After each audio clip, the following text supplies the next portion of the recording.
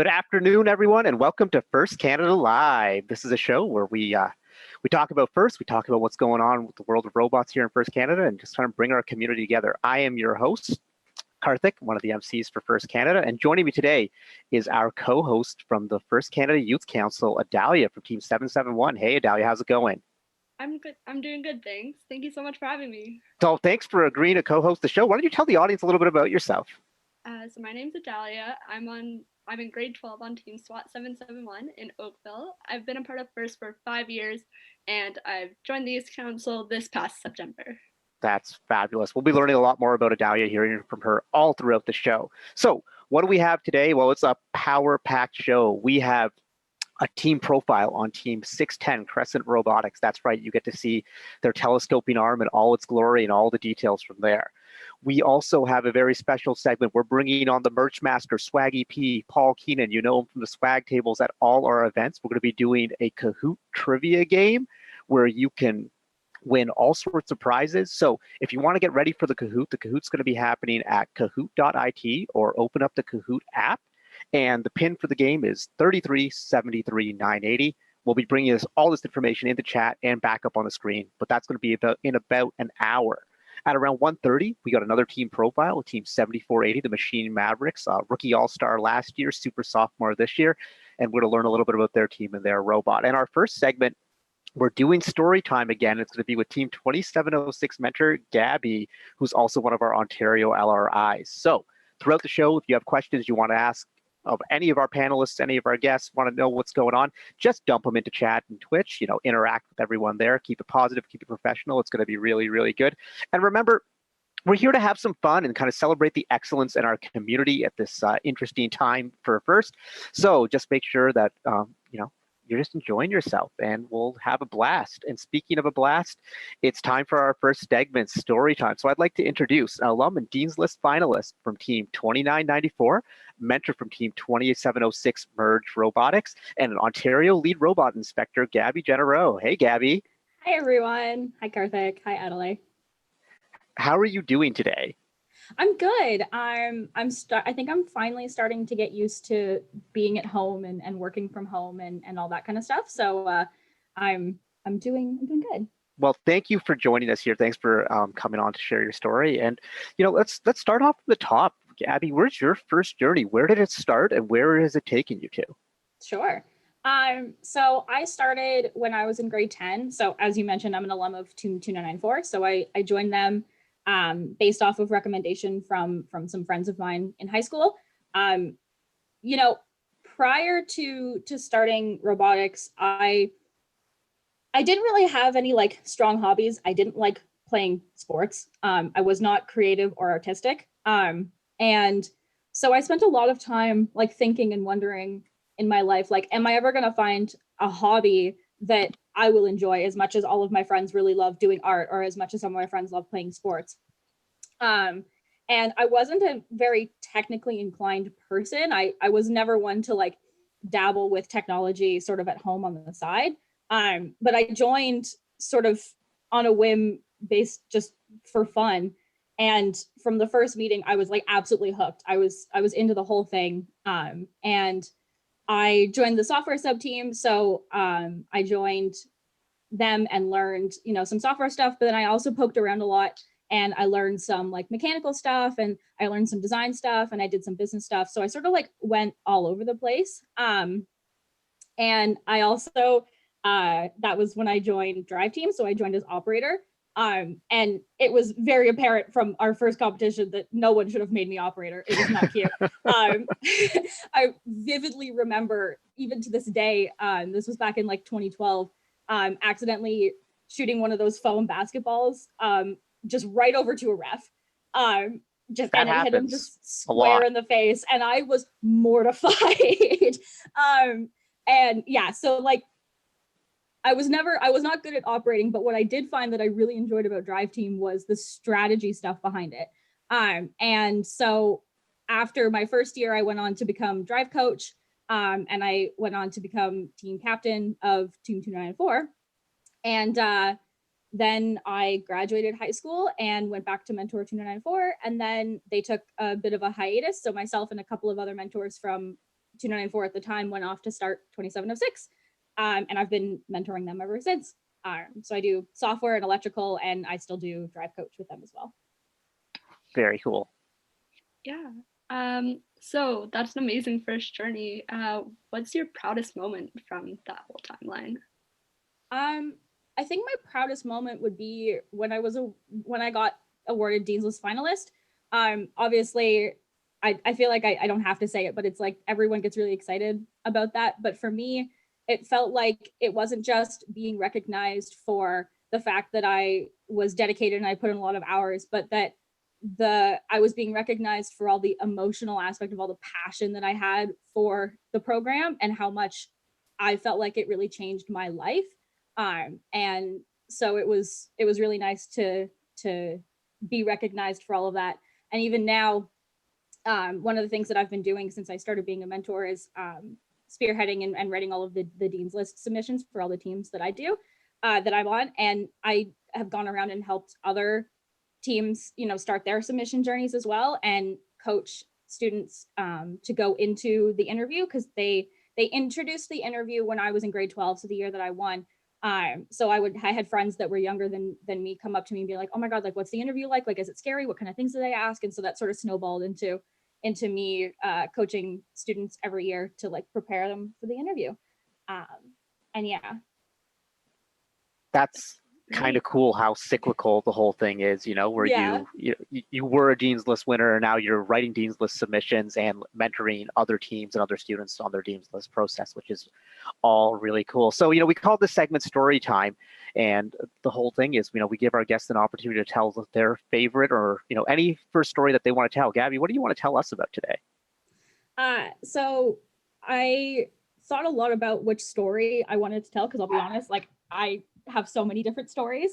The one that I ended up settling on is provincial championships of last year.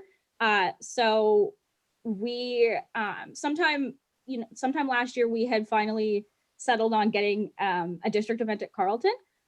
So for those that don't know, this year was supposed to be the first year, the inaugural Carleton event.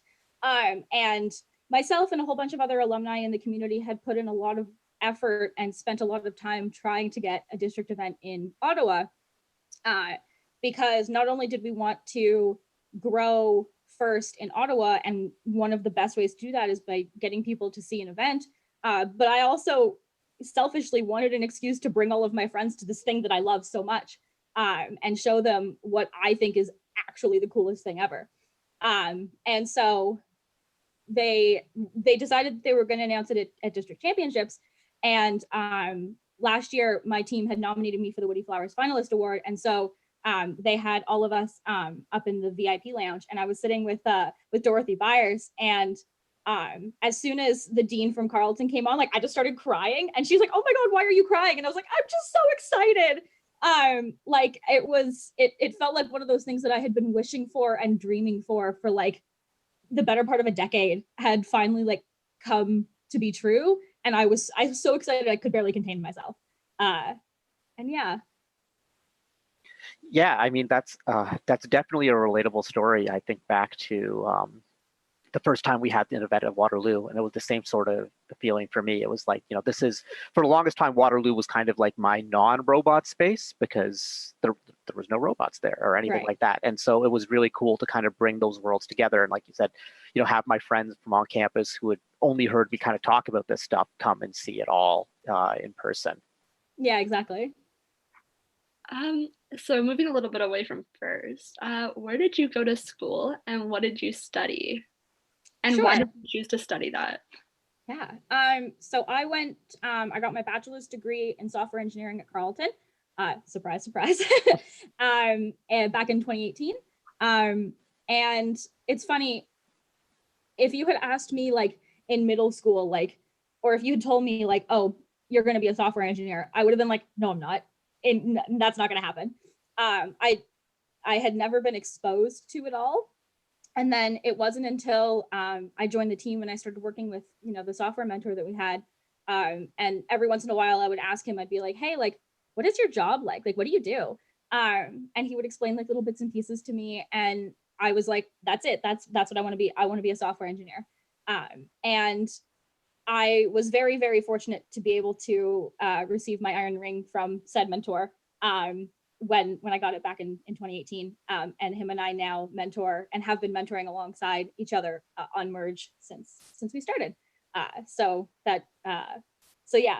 first absolutely drove me to what I wanted to do, purely because there was no way I would have been exposed to it if it wasn't for that mentor in particular and the program. And now with that software degree that you have, what do you do for your day job? What keeps you busy? So currently I am a software developer at Ross Video. They're a tech company here in Ottawa that does live video production hardware and software. And part of the reason why I joined them was because they have such a large robotics department. And although I don't personally work in the robotics department, one of the reasons why I knew about the company in the first place was because they're of the robotic systems, and I thought that was really cool. And then it sort of snowballed from there. And like I wouldn't have cared about all that stuff if it wasn't for, being in first and all that kind of stuff. So yeah. So, Gabby, one of the things that we're trying to do on this show is we want to kind of expose our students to a side of first that they may not have seen. And I think everyone at first, every FRC participant knows that there's the robot inspection process, and they know, the yellow hats and, what the robot inspectors do. You're a lead robot inspector, and you've been doing that for 2 seasons now. Yeah. Can you tell us a little bit about the world of LRIs and what's the day in the life of an LRI like at an event? Yeah, sure. So being an LRI is sort of the same and sort of different than being a regular robot inspector. So for me, I always consider it a success if my day does not involve inspecting any robots, because then that means that the inspectors that I have at the event are, everything's going great and they're all good to go. So, if there's a question that any of the robot inspectors have, that I'm there to help guide them and assist them. If any teams are struggling to pass inspection, I will often jump in and try to help them. I'm quite a hands-on LRI, so like I put in a lot of effort to try to get teams to make it onto the field, and I think that's one of the big core values when it comes to being a lead robot inspector, is doing everything that you can to get everyone competing and everyone to have a good time. And then there's also like some of the more like logistical side of it all. So like making sure that everyone has updated their weight and everyone's passed inspection and everything's all good to go. And then sort of being on call for the rest of the key volunteers if there's any issues that arise with any of the robots, or if there's something that they want to ask about and that kind of stuff. Is it fun? I love it. So robot inspecting was another thing. So my background was mostly software. So when I decided when I graduated was when I decided that I wanted to try out volunteering. And I remember looking at the list of volunteer roles, and I was like, I don't really know any that like I would like I could do CSA, but I'm kind of interested in like being a robot inspector. That sounds kind of fun. Why don't I try that? So I went and I tried it out at an event, and I really liked it. And so I kept doing it. And then they asked me to be an LRI, and being a robot inspector and being an LRI both are really, really fun. Being a robot inspector gives you sort of the opportunity also to actually watch some of the event, because once all the robots are inspected, you have a little bit of downtime, so you can really get to know the teams and watch the event and walk around the pits and do all that kind of fun stuff that you might not get to do with other volunteer roles because you're just so busy all the time. Yeah, and so, the segment's called Story Time. Do you have like a especially inspirational or crazy LRI story you want to tell us? Something that teams would never get to see or never get to know about, kind of lift the curtain here for us. Yeah. So I will go back to my very first event as a lead robot inspector. My very first event ever was York. So it was a week 4 event. And I had been to HQ, I had done all the training. I was like, I'm super ready. Like, I've done this before. I know what I'm doing. And it was then that I realized all of the little nuances that came with being a lead robot inspector, all of the logistical managing stuff that I wasn't anticipating. And I was very fortunate that I had a wonderful crew of robot inspectors that were knowledgeable and dedicated and super excited. And we as a collective, I think did a really good job. And then throughout the event, one of the other things I was so inspired by was how supportive all of the other key volunteers were. So the FTAs, everyone behind the table, everyone was so friendly and so nice and welcoming. And it was for being my first event. The other thing is, not being from Toronto or anything like that, it's harder to get to events. So I would sort of frequent Durham and North Bay as the two events that I would volunteer at. So there's this whole other world of key volunteers and other volunteers that I've never met before. And everyone was so welcoming from the get-go. Everyone was just so excited to work together. And the key volunteer community is such a nice group of people to be in. Yeah, I think that's one thing that a lot of people don't realize. I get a lot of questions like, why do you keep volunteering? And we do it because it's fun, but also there's really this sense of community, that same sort of community that exists between teams. When you go and volunteer, and it's just like these friends that you might see once or twice a year at the couple of events you do with them, but they end up becoming like some of your best friends. It's a really neat sort of experience, and it just makes the whole thing kind of feel really cool. Yeah. I think we have a couple questions from chat actually right now that we're going to jump into. Adalia, do you have one? So a question from the chat is, how does one become a robot inspector, and what qualifications do you need to become one? Sure. So there's, to be a robot inspector, the preference is usually that you have experience with being on a team, either as a mentor or as a student, so that you have sort of that familiarity with the robot. And then there is an age requirement. I can't remember if it's 18 or 19, but it's listed on the first website. So that obviously you have to be of age to be a robot inspector. And then, after that, it's just a matter of finding an event you want to go to. No event is ever upset that they have too many robot inspectors. So don't worry if you're worried that an event might fill up. There's always a spot for you, especially if you're a rookie robot inspector. Getting to pair up with a veteran robot inspector is a great learning experience. Then you get a quiz, and it's a rules quiz. So you read through the robot section of the rule book, and then they ask you some questions on it, and you pass that, and then you're off to the races. That's pretty, I think that's kind of very attainable for all of our alumni who are coming out of the program, and it's a good place. It seems like it's a good place to start, and it's obviously led you to great places. Well, yeah. So, and that was part of the reason why I gravitated towards it in the first place, was because I knew about robots, and that was sort of all the information I needed to know. After that, it was all year-specific stuff that you would learn like you would with any role. And it was a nice, obtainable place to start volunteering, and a way for me to feel like I was getting involved in giving back with the skills that I had just coming off of being on the team. A really interesting question we have from chat from Bob from Parth from 610 is, robot inspectors get really close to robots. Do you have an experience where you learned something during your job as a robot inspector or lead robot inspector? Yeah. So I feel like I constantly see new things that I didn't know about when I'm sort of poking my head into robots. So I've learned, different ways to do like electrical stuff and all of the wiring aspects of your robot, and different, like connector types and that kind of thing, and what teams enjoy and what works better for some teams and not so good for others. And it's interesting to see, like, because when I go to inspect a team, I really like to sit down, like physically sit down. Sometimes I'll just sit down in their pit, just beside the robot, and take a look at it and ask the students, like, tell me about your robot, like, how did you guys come up with this, that kind of stuff, because I think it gives them another opportunity to tell somebody who's not a judge or a random stranger about all of the cool, exciting things that they got to do that season, and the innovative way that they came up with XYZ mechanism. And so that also gives me a really good opportunity to learn not just, new and interesting ways to manipulate a game element, but how they got there, and their prototyping process and their build process and all that kind of stuff as well.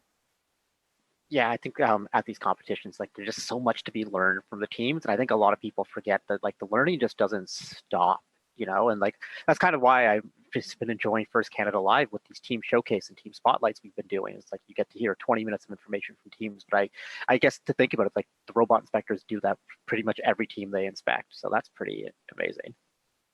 Yeah, I agree. So I'm a grade 12 student, and I always like to hear advice from different people. What would be your best piece of advice for any first student right now? Yeah, so I have two pieces of advice. I have one piece of advice for graduating students specifically, and then I have one piece of advice for sort of like general students. So I'll start with the general one. So my advice would be that first and FRC is a wonderful place to try things and fail gracefully. So it's a great place. It's a wonderful place to go and try things that you never thought you'd get to try before, and not worry about whether you're going to be judged by somebody, because everyone is always so nice and so welcoming. And you get to learn all of these cool things that you might not necessarily get to learn in school or with any other hobby. So I try to encourage students to try different things out. You know, if you're interested in what a sub team is doing, go join them, go see what it's all about. Go talk to some of the mentors, go ask your other students on the team. And then for graduating students, I remember quite a few years ago, I had made a Facebook post about what it's like to transition from being a student to being a mentor and alumni. So I grabbed a snippet of that and I'm going to read it out. So I said, I know how difficult it is to think your time as a student is over. It seems like it'll never be the same being an alumni or being a mentor. And you're 100% right. Being a mentor is a completely new ballgame. And sure, you might not get the same experiences that you get when you're a student, but being a mentor can be just as fulfilling and rewarding, if not more. Just because your time as a student is over doesn't mean that there aren't still many memories to make. No matter where you end up, there will always be a way to help First out in one way or another. Be it volunteering, mentoring, either in person or online. So yeah, I think, you know, that really says, like, if I know how painful it can be to think like, this is my last year as a student, like it's never going to be the same. I'm never, you know, this is never going to be as exciting as it is right now. And believe me when I say that mentoring is so fulfilling in ways that I didn't even know existed, in areas that I didn't even think I cared about. Like you just get so connected to the students. And I know for me personally, I am so committed to seeing them succeed that gives me so much more enjoyment than any of my own success. So what's the quote? Don't cry because it's over, smile because it happened. And I think that's the best piece of advice I could give. That is some great advice. And you know, I think what ties in with that is that there's the first experience is so encompassing as a student, and you know, it kind of becomes your whole life. You kind of wonder like what's going to happen next. But and like you said, there's options as mentoring and volunteering. But the other thing is that First isn't going anywhere. First is still going to be there. So if you can't mentor right away because you want to focus on school, or you can't mentor because of distance or whatever, that's okay too. This program's still going to be here, and it's going to be just exciting. Actually, it's going to be more exciting 3 years from now. Who knows what it's going to be like? There's just going to be so much going on, and that's just, you know, really good for all our students to know. You know, right now, Adalia and I have been asking you a lot of questions, but we're running down on time here, but we'll just switch it up a little bit. Do you have any questions for either of us? Yeah. So Adalia, I'm going to put you on the spot a little bit. So you've been in the program, I guess, for a little while now. Do you have any idea what you want to do post-secondary? Oh boy. Good question. The question that every teenager loves to hear. Yeah, exactly. I'm leaning towards either software or electrical something, but I also am really interested in biology. So I was thinking of combining that, you know, for biomedical engineering. I feel like that's kind of like a natural path because I really like all sciences. But I'm more of I'll see what happens. I'll see what universities I get into in a kind of state right now. But First has definitely made me lean away. Like I thought I was going to be a doctor until probably the beginning of this year. And then I kind of switched paths and was like, wait, I can't leave kind of First and technology and everything behind. That's Yeah. interesting. I think one point that I'll make on that is that you don't have to be in a tech field as your career to be able to mentor in tech on a first team. Like I work past couple of years I switched focus and I'm working on the electrical team. And aside from what I know in first, like I don't have an electrical engineering background. I'm a software engineer. So I have a little bit, but like not a lot. And I'm always like, oh, maybe I'll go join like the fabrication sub team and help them out. Even though I have, again, no, concrete experience in that department. But I think, and we've got on 2706, we've got mentors from all walks of life doing all sorts of things, whatever they want. And I think there's a beauty in mentoring in an area that's not your career, because you get a different perspective on it all, and it can be quite interesting. Yeah, for sure. Yeah. Yeah, I also think it's interesting because I just know a lot of people where they have technical backgrounds, they've gone to school, but then they end up working in non-technical roles in industry. And part of the reason they still stay involved in first is to get them that fix, to their tinkering side fix, their engineering side fix. So that's, I've always kind of found that a little bit neat. Yeah. Any other questions? I can't think of anything off the top of my head. Well, we are running down a little bit on time here, Gabby, but I guess, you've been so insightful and you've had so much like cool advice and like really interesting stories and interesting responses. Are there any final thoughts that you'd like to share with the audience today?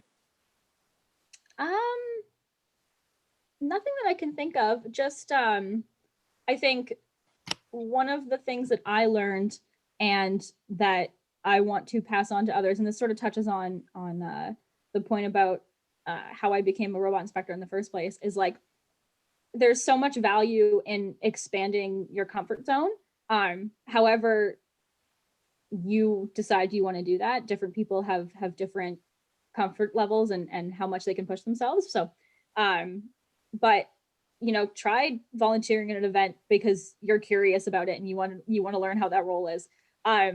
For example, I went and did queuing one year at Georgian, and I learned very quickly I did not like being a queuing volunteer, and I pay so much respect to everybody, all of the lead queuers, everyone who does queuing. It was not for me. That's not to say that it's not for other people, but what's the worst case that's going to happen? You're going to volunteer in an event. You're still going to have a blast. I still had a blast, even though I didn't necessarily love queuing.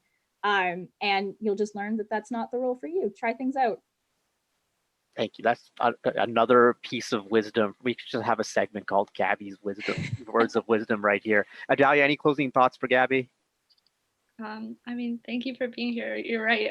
Karthik's so right. You've given me like so many things to think about, just like based off of this half-an-hour talk, which is amazing. And it's an amazing portion of the first live as a whole.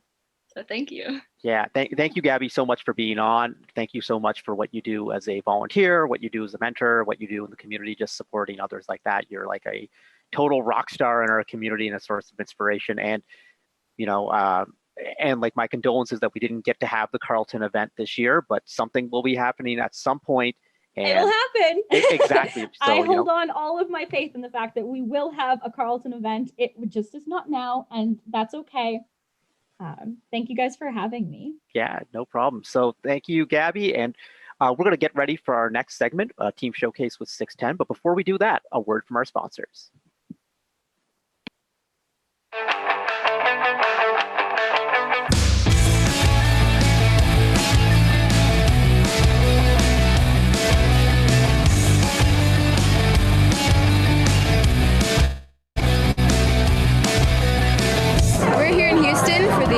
Championship for First Robotics.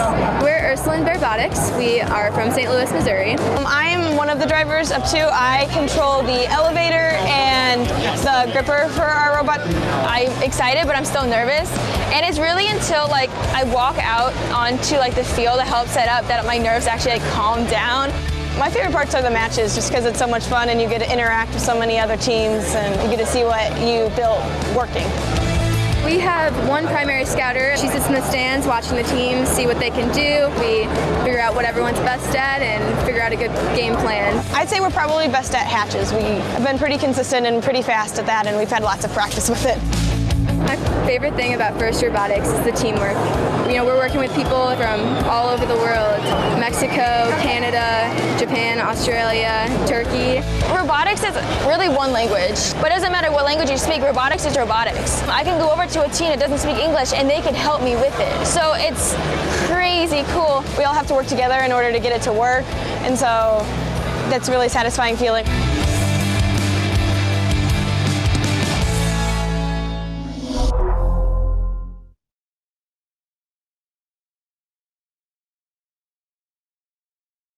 All right, we're back. Thank you, Boeing, for that very cool video. And now it's time for one of the segments that, you know, a lot of people have been enjoying. Have you been watching Adalia and the team showcases? You did a team showcase last week, right?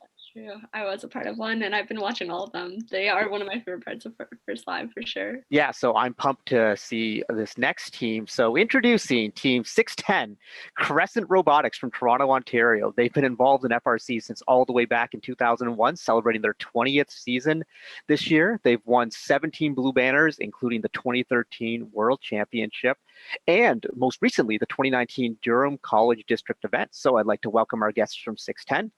We have Youth Council member and designer of our sweet logo, Aiden. We have Matt, and we have Justin. Say hello, folks. Hey, how's it going? Thanks a lot for being on the show today. You know, we saw your robot play at Durham. It was really impressive. It got better throughout the weekend.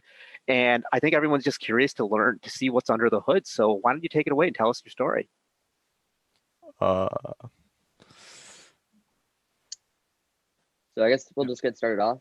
Hi, my name's Aiden. I'm one of the co-heads of design and manufacturing for this year, as well as the team's driver. Hi, I'm Matt. I'm the head of media on 610, and I've been on the team for 3 years. And I'm Justin. I'm head of programming this year, as well as a technician. Cool. So I guess we'll get into about 610. Aiden? So just a little bit about us. We're from Toronto. We're from Crescent School, an all-boys school. And as Karthik said, we're celebrating our 20th anniversary. If anybody is interested, we have a 20th video up. You can just see the links there. It's probably gonna be in the chat in a few minutes. So next slide, I guess. So just before we get started on our little showcase, we have a reveal video. So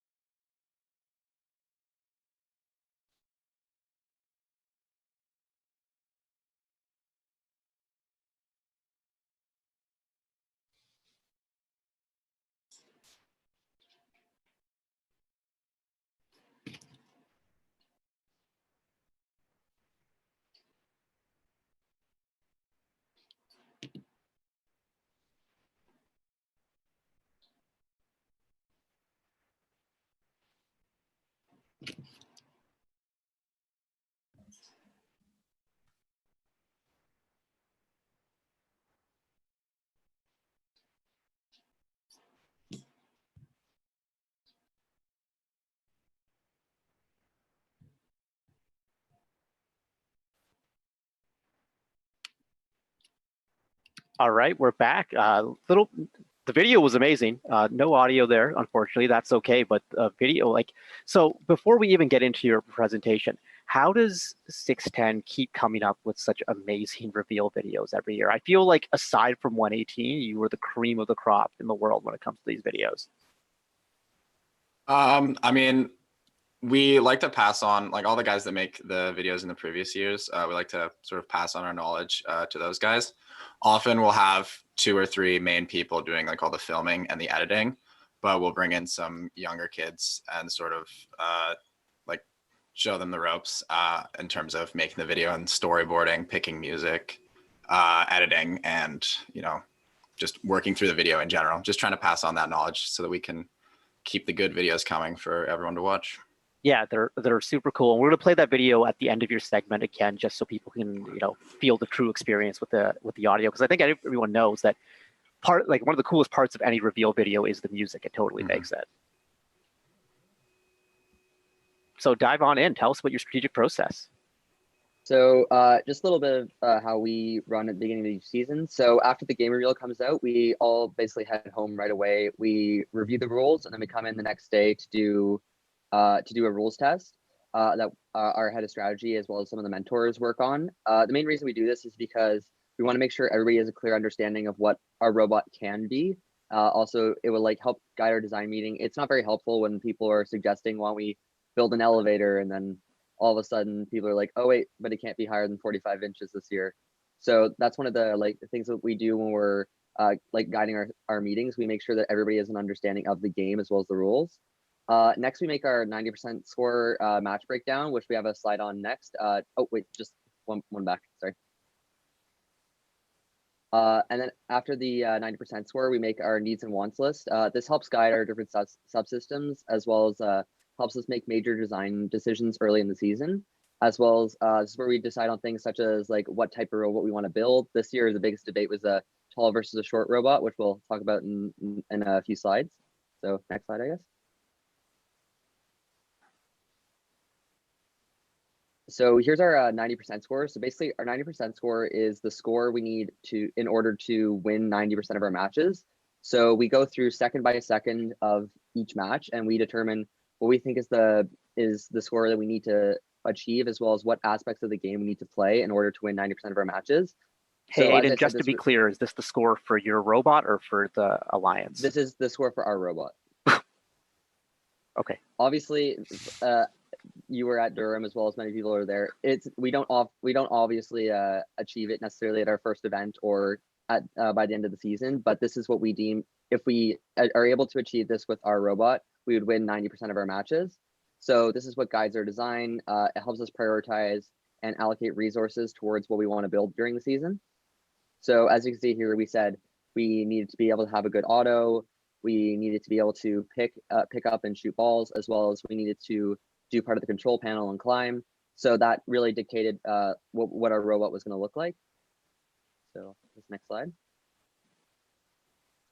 Bissett, you want to take this one? Sure. So from there, we go into our needs and wants / priority list. And we'll end up using it to determine how our robot is going to start looking. And as you can see on the right here, we picked different aspects of the game. So scoring with power cells, scoring with the shield generator, general movement, as well as the control panel. Notice we didn't have a control panel at Durham. That's why it's sort of at the bottom. We've decided we wanted to tackle that maybe later, possibly. And so, yeah, just anything with an extra, we decided we didn't want that based on our 90% score. We didn't think we'd need it. And all of these were used to inform our decision for a tall versus short robot. So just quickly before we move on to the full robot, a lot of people were wondering why we decided to go tall versus a short robot. So just some of the reasons we wanted to go tall versus short is, firstly, we like to build a more simple robot, at least as simple as we can with our goals for the season. So this year, our team, we sort of all agreed that we wanted to build a simpler robot based on last year. Last year, we thought we had a great robot. However, it was very complicated. So we decided we wanted to keep simple this year. And we thought that a tall robot was the best option for this.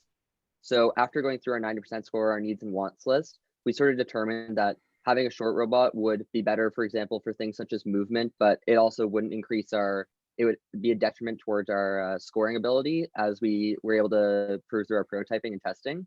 And then we ultimately decided to go with the tall robot because we wanted to be able to play all the aspects of the game, and having a short robot would make that design a lot harder, as we also have learned from other teams who maybe weren't able to incorporate everything because they were a short robot. We wanted to be able to play all the aspects of the game as well as we could, and we thought a tall robot was our best option for that. So one of the things that 610 has been known for over the years is you guys have always been one of the fastest cyclers out there.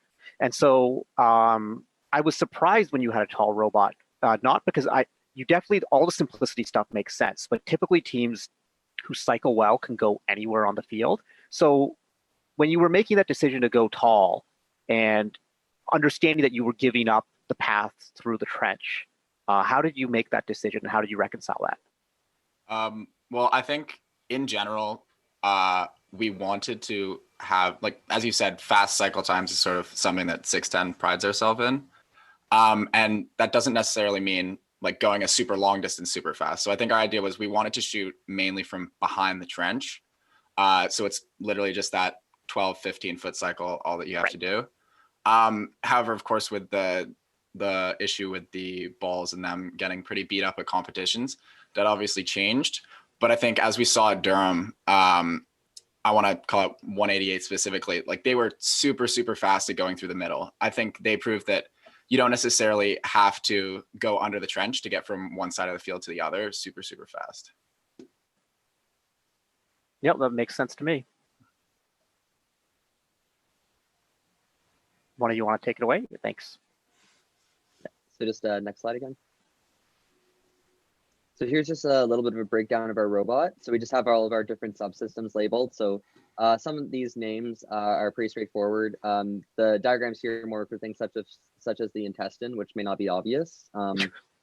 So we have our drivetrain, which is number 1, intake, number 2, indexer, number 3, intestine, number 4, which is what feeds our balls from our indexer into our shooter. And then we have our shooter and our turret, followed by our climb. So just next slide. So our drivetrain, we went through 2 major iterations. The main thing we were flip-flopping about sort of throughout the season and after Durham was whether to use pneumatics or just regular Coulsons for the wheels. At first, we wanted the pneumatic wheels so that we'd have that extra cushioning when we're going over the rendezvous zone. But we ended up switching to the Coulsons for Durham just because we were sort of bouncing around a little bit when we were turning due to the rock.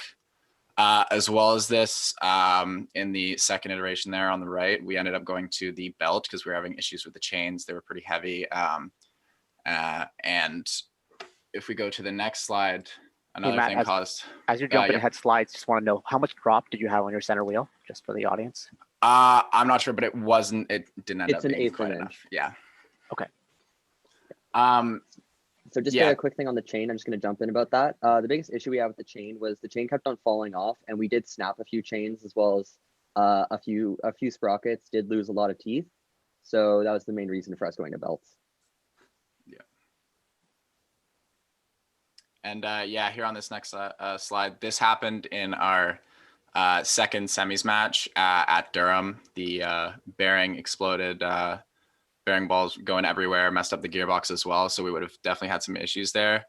Another reason for the changes that we'll see in the next slide is that we actually had the shafts cantilevering and starting to bend that box channel a little bit. And sort of that was causing lots of issues with the shafts not being centered. And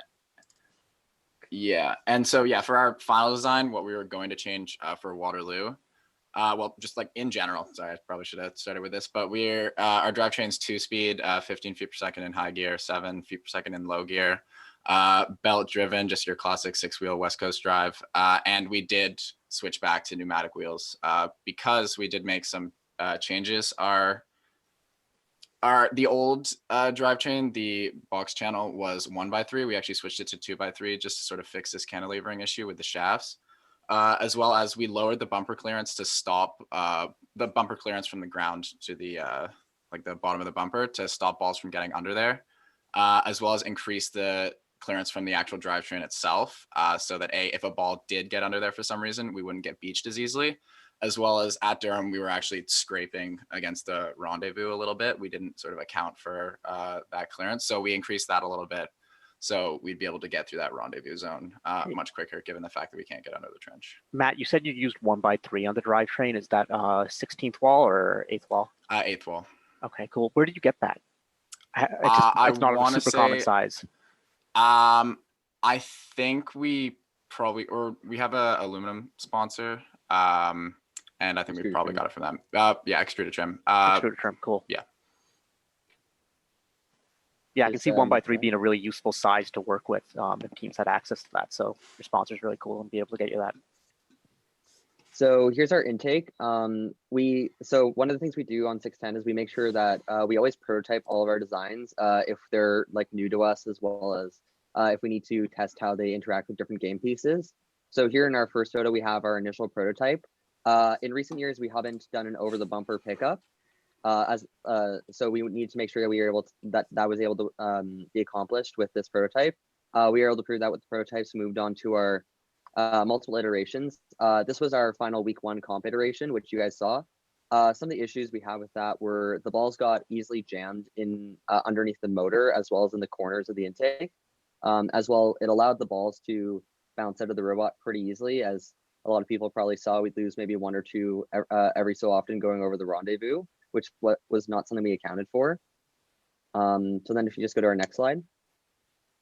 So this was our final iteration of our intake. We came in over the March break to machine and design it.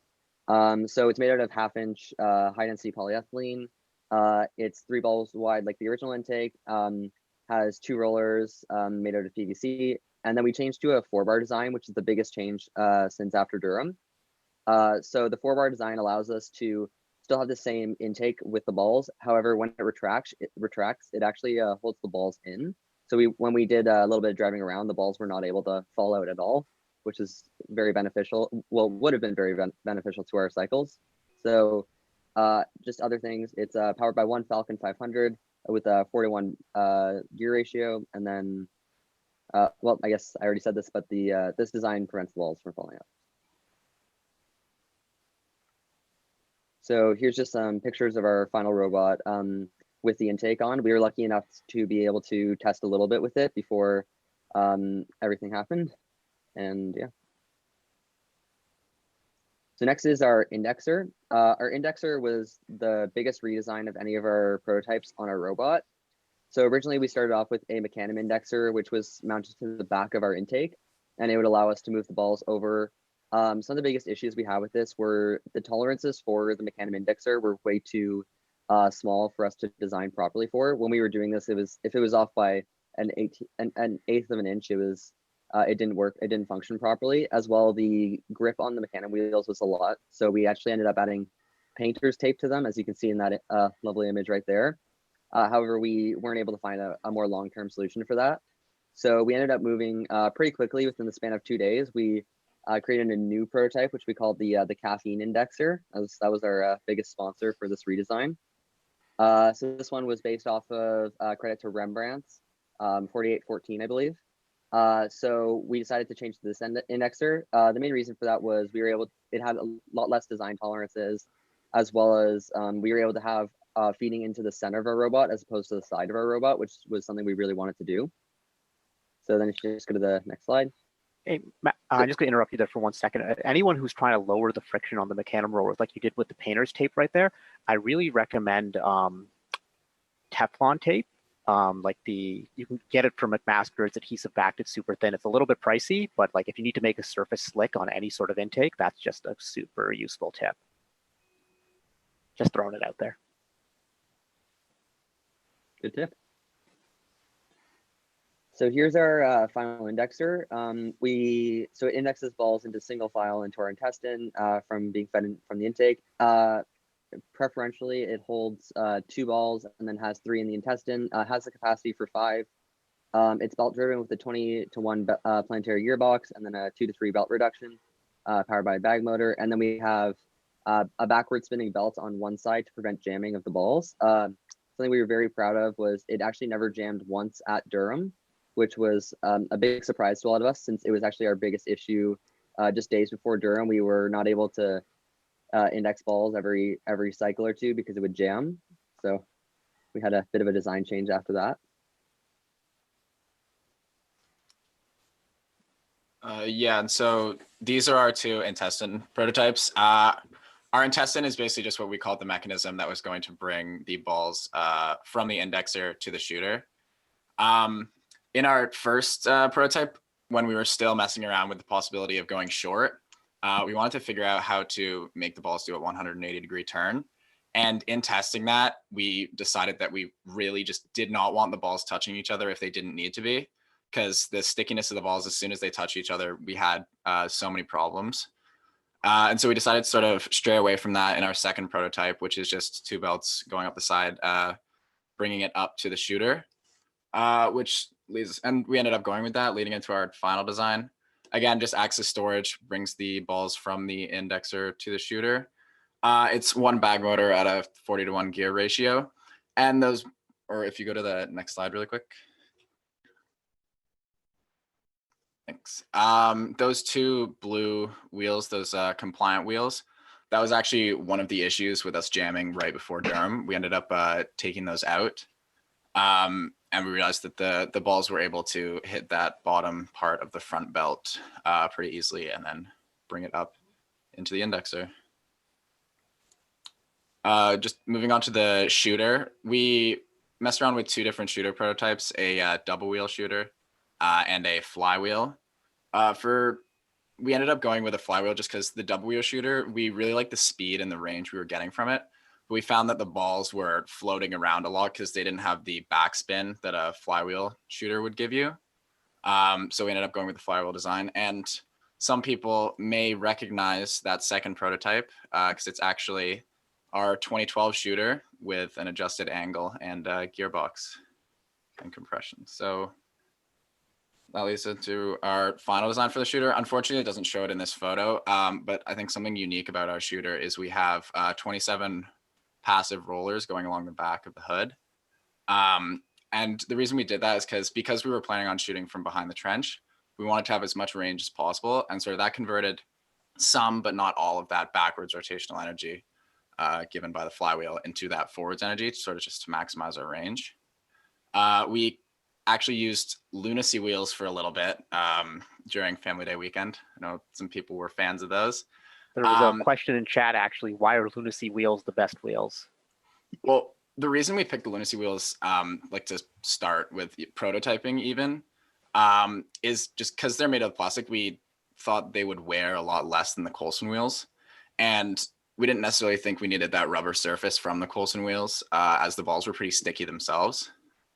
And the reason we ended up switching to our own custom machined flywheel was because we, like with the lunacy wheels, despite us wanting them or picking them because they didn't wear, we were having issues with the hubs on them wearing and possibly the surface wearing, where we had to put it on a lathe and like retrue the surface because it was vibrating a lot of things because it wasn't balanced. And as well, we wanted that specific weight just to balance our inertia from the wheel and the rev times. But yeah, made of Nylotron. We included that just because we thought it was a cool name. It's basically just nylon with a couple other plastic compounds in it. It's what we could get from the metal workshop at the time. But yeah, it's driven by 2 Falcon 500 motors at a 4-to-3 gear ratio. And the free speed of the Falcon being 6,800 RPM, we can get 9,000 RPM out of the shooter. And the turret itself has 200 degrees of motion, can turn at 180 degrees per second, just so we can have that versatility. And another thing on the shooter, that's sort of why we ended up going with a tall robot as well. We thought that we could, dedicate more resources and space to a turret if we went tall, sort of giving us that versatility. As well as, it's a little difficult to see in this photo as well, but on the bottom, we have a 4-wheel bevel gear feeder, sort of to center the ball when it's bringing it up from the intestine. And that was just to add to our shot consistency, making sure that the ball was centered in the exact same place every time. So I know we're running out a bit of time. This was going to be a long joke about our history of telescoping arms. And I think I have to keep this short. This year we went for a telescoping arm. There was going to be a bit of a progression of our telescoping arm over the years. We're going to post that on our social media as well as our website for later. So I think we're just going to skip right to programming right now. Yeah, so I'll just go over quickly each subsystem and what code is making it functional. So on the drivetrain, because we were a tall robot and we did have a super fast, really big acceleration gearbox, 2 speeds, we had to play around with both making that drivable so we wouldn't tip, which we found we were. So we put acceleration limiting and shifting code on that. It was mostly driver controlled, but that was just sort of to help to make sure we would never tip over mid-match. As well for shooting, we had position lock PID. So when we were shooting, because we weren't always shooting from the protected zone, we wouldn't get pushed around. And then in terms of that whole sort of middle section with the intake, indexer, and intestine, we had an auto indexing algorithm using a limit switch at the top and the bottom of the intestine. So that essentially you hold down one button and it indexes 3 balls, holding the other 2 in the indexer. And we had auto feeding into our auto shooting. So for shooting, we use the onboard velocity PID on the Talons, on the Falcons.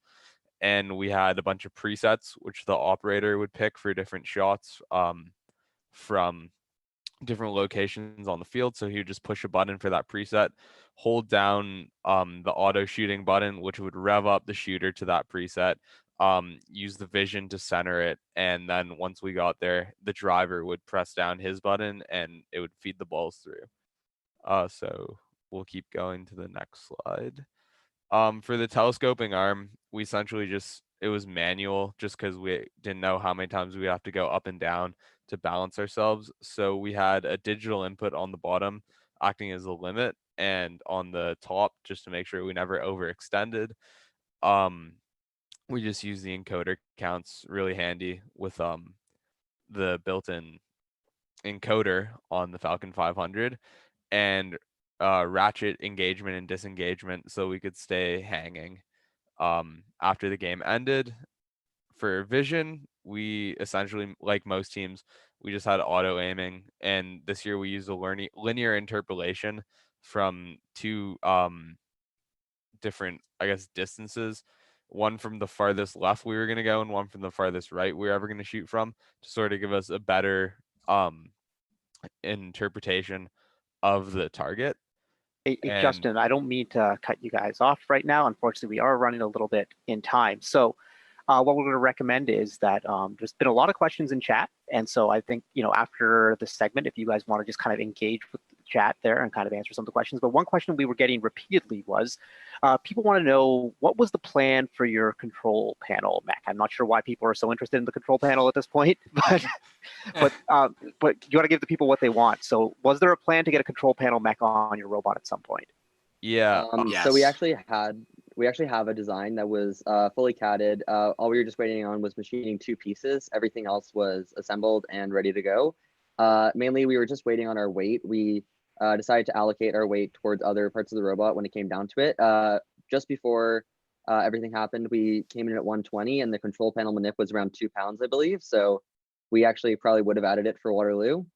However, it's probably not going to happen now. So. Well, you never know what's going to happen with all this. Hey, thanks so much for this presentation. It was really incredibly detailed and a real cool insight into the design process that 610 uses and how you go from prototype to actual completed robots. So really, really appreciate that. Adalia, did you have any final words here? Your robot looks great this year, and it played great at Durham. Thank you for showing it off. Yeah, and now we're going to try and take a look at that reveal video, and it's all its glory with sound this time. So let's take a look.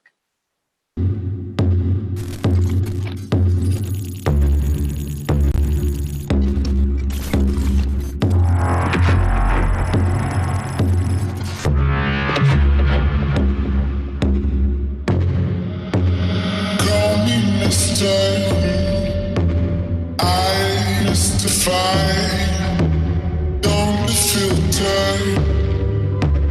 I mystify.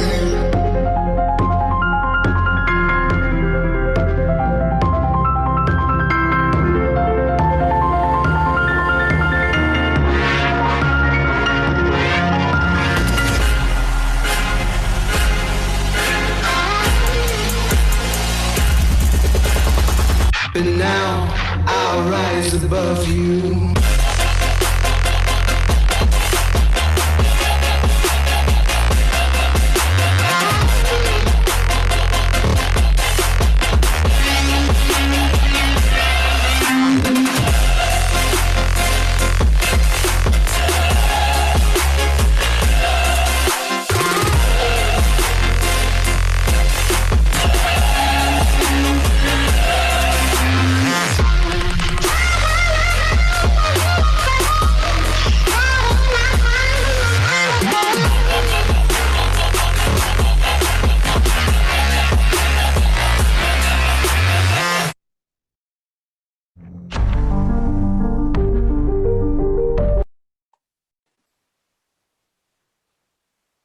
that video was just mind-boggling. It's even better with the sound. So thank you to 610 for that amazing presentation. Again, I keep seeing this to every team, but it's so disappointing that we didn't get to see what the next stages of this robot was going to be. I think you were on the cusp of really coming through with the breakthrough and just having something special right there for that. So thanks for being on the show, and thanks for showing things off. And if you want to maybe post a link to your slides in chat, so then everyone else can take a look on their own time, and feel free to interact with everyone there. But thank you so much. But now it's time for our next segment, and to get ready for our next segment, we need everyone to go to kahoot.it or open up the Kahoot app on your phone. Hopefully you've got it downloaded already. The PIN number for this game is 3373,980. That's 3373,980, kahoot.it, and it's going to be led by the merch master. You all know him, Swaggy P, first senior mentor for Canada, Mr. Paul Keenan. So say hello, Paul. Thank you, Karthik. I'm trying to think of some things I could say about you, but I'm just happy to be able to pronounce your last name. It took me so long, so I don't think that would be fair to come up with a nickname like you have for me. But the nickname the community has for you, Paul, Swaggy P is. Yeah, I don't think so. But anyways, so yeah, we're happy to do this. As we all know, First Canada is all about the swag. So they have this little robot thing going on to bring people in so they can buy swag. And if you didn't know, it was started by Mr. Bredner when he first started First Robotics in Canada. And when I joined in 2014, when I retired from teaching, he asked me would I take it on, probably because he couldn't find anything else for me to do that was useful. So as we're seeing, we're getting people to join. And hopefully when we finish, we'll have some prize winners. But I've made up some interesting questions, I think, for some of the inside story of the swag that we have. And I think you'll enjoy it if you join up. And Paul, the chat on Twitch is saying that they're having a hard time getting in to the room. Oh, well, I'm not sure what's going on with that. Dave Ellis is controlling it. So we tested it early this morning and it was working fine. So I'm not sure. Dave, if you have any insight into that. Well, in the meantime, while people are trying to log in, Paul, do you want to tell us a little bit about some of the swag you've got going this year? I know it's a little bit, people can't get their hands on it, but what were the hot sellers during weeks 1 and 2? Well, there were some new things that were interesting. We had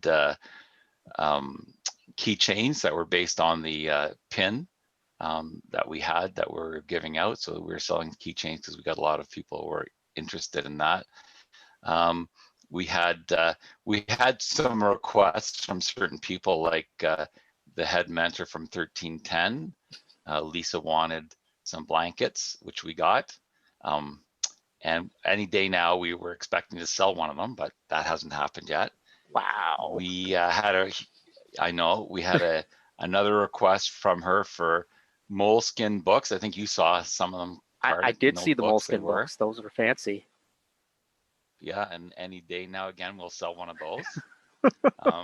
So I'd like to thank Lisa for her suggestions. But as always, we sell a lot of hats and toques, and the biggest one, I guess, was if you've seen the show earlier, you would have noticed that Dave Ellis was wearing his purple First Canada hoodie, which was a much bigger seller than I had expected. Kept running out of them. But hey, Adalia, what's your favorite piece of First Canada swag? Mine would have to be the quarter zip. I don't have one right now, but I wanted to buy one. Oh, it looks like we have a new Kahoot pin, folks. The pin is 879092.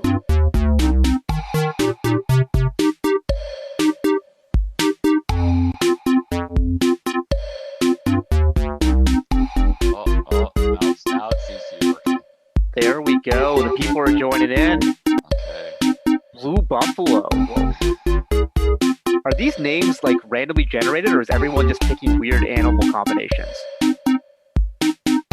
I want to say you had something to do with this, but I can't actually prove that. Okay, these names are randomly generated, so. Soaring Alpaca, Cap Alpaca. Team 6162.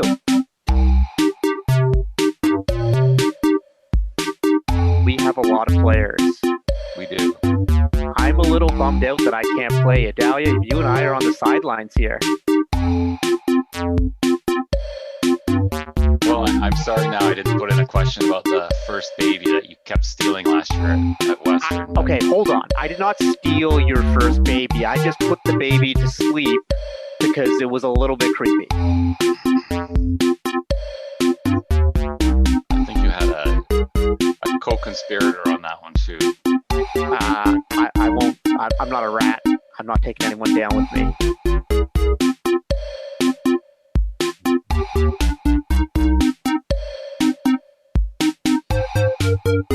All right, Paul, how long do you think we should let this go before we get started? Well, we've been on 74, 75 for seconds here. I figure we might as well get started. All right, take it away, Swaggy P.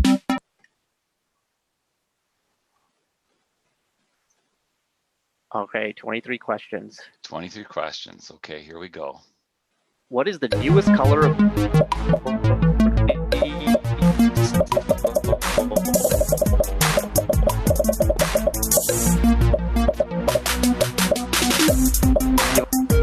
All right, 8 seconds to get your answers in, folks.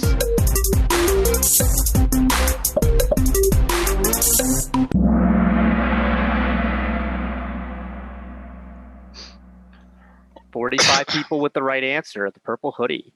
That's excellent. Now, people keep asking, well, why did you choose purple? And because it's hard to choose a color because all the colors are pretty much used, and we didn't want to favor one group over another. But purple is my oldest granddaughter's favorite color, so that's what we went with. So that's how sophisticated and data-driven we are in the swag booth. Data-driven analysis by Swaggy P in the swag That's booth. right. All right, let's head to the next question.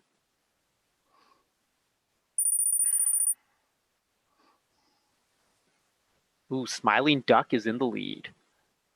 What is the worst selling swag item ever? This will be good.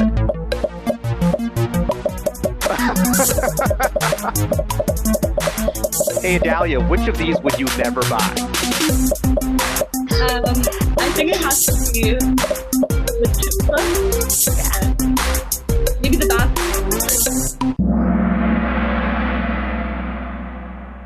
All right, 34 people said chip clips and got it right. Man, a lot of people don't like the yoga pants.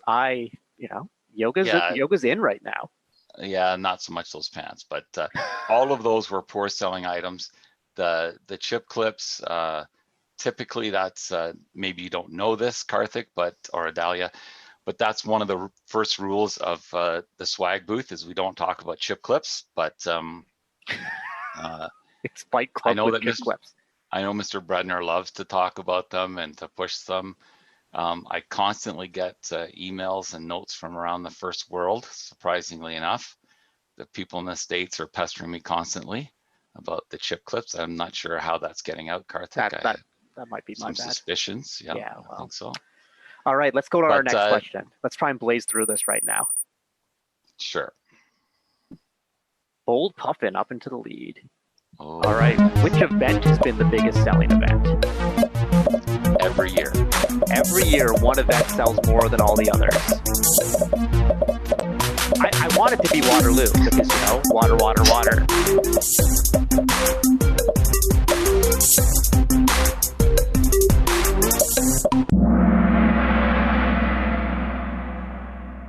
Ooh, the answer is Durham. And that answer is correct. I guess my only thing is I think it's the first event almost every year, and that's the one. Waterloo's sales were really down because we had the first baby up in the booth, and Karthik mentioned it was kind of scary. Yeah, it was a little bit scary. All right, let's jump on to the next question. In the lead now is Bold Puffin, still in the lead. True or false? First Canada sells t-shirts at every district event. Every one ever? Since I've been involved. Since you've been involved, okay. Yeah. 50-50 shot, everyone. You know. Yeah, it's true. Well, it's not true. And the answer is false. Paul, tell us why it's false. Well, because it's many events such as Humber and Georgian and a few others, the actual venue, the university or the college sells the t-shirts. So sometimes I'm selling them at Western, but I'm selling them for Western. So merchandising rights. We're going deep, doing a deep dive into what's going on behind the swag table. Let's jump to our next question. Bold Puffin still in the lead? No, Smooth Deer. Who was the designer of the Provincial Champs t-shirts? I know the answer to this one.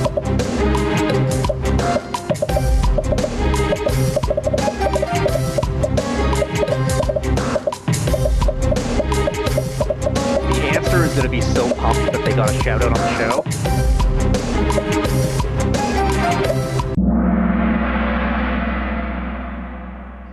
And the answer is Circle. Cameron Douglas from Team 4525 now goes to the University of Waterloo. Very proud of his logo. He would send it to me repeatedly asking for input. Yes, he's quite proud of it, and we ask him to do a bunch of things because he's willing to do it. And one of the best ones he does is he designs the trophies for the golf tournament each year as well. Dean's List finalist as well from 2016. Mm-hmm. All right, let's see our next question.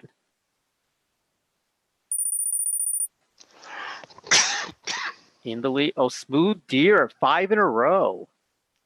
What is always the best-selling item? Almost gave that away.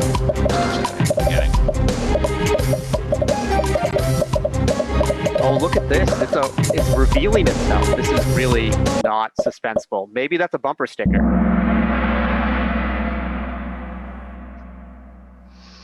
Yep, it is the black. How many people got that wrong? It was on your freaking screen. Yeah, that's too bad. I wanted it to be the lip balm, but as soon as I tell people it's been pre-tested by Mark Bradner, the sales seem to go down. Well, that's definitely not effective social distancing. No. Okay, let's hit to our next question. Smooth Deer still in the lead right now. Question number 7. When First Canada sells this event shirts, they always cost this much.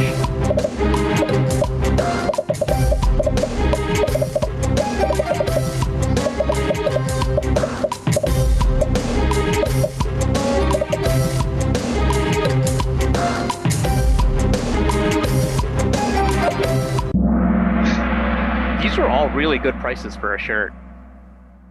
$10 for a t-shirt. You can't get a t-shirt for $10 many places. How people don't get that? There's a huge sign we put up each time. It's just, I don't know. Maybe they were avoiding the table because of the creepy baby. That could be at least 31 of them for sure. Next question.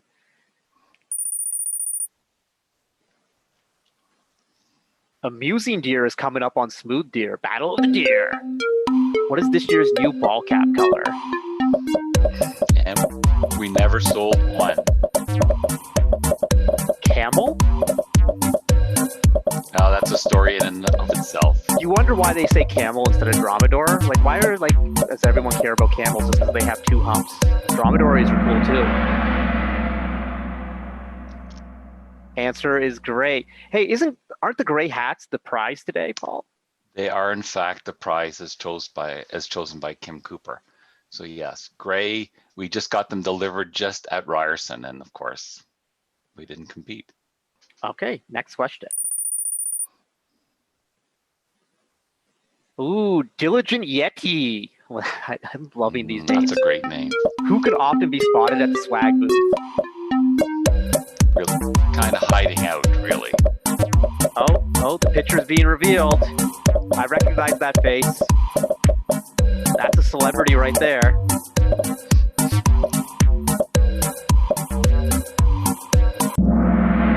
There he is, the president himself, Mark Bradner. So he, I guess he uses it as a place to hide out and grab stuff as he's leaving to give away. But that picture is a hint for another question that's coming up. So hopefully you paid attention. All right, next question. It's a good hiding spot. You can hang out with the baby. Smooth Deer still holding on to that lead. That's a smart deer. Only person who sells swag is Paul Keenan. That's a statement. True or false?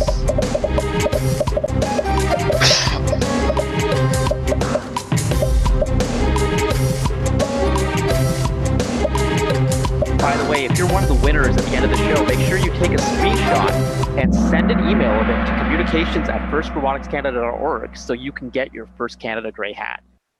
And the answer is false. Paul Swaggy P is not the only one who sells. No. So typically when we have multiple events, Melissa Douglas or this year Sarah Sills and Phil Homerski, other first senior mentors we're selling, and at Windsor and North Bay, they do such a good job that we would bring down their sales if I went. So that's why I'm not there. All right. I don't think that's true. Let's see what's next. Smooth Deer still in the lead, but Charming Horse coming on up. You can only pay cash at the Swaggy. True or false?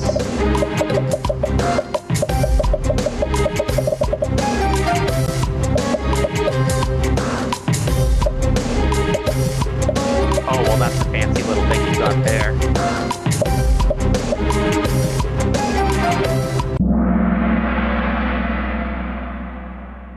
And the answer is false. Swaggy P, when did you guys start accepting electronic payment? We started about 2 or 3 years ago. So I can't remember the exact date. We didn't originally go with the Square, but it's been the most efficient. People love it. All right, we've still got 12 questions left, so we need to kind of pick up the pace right here. So next to the next one.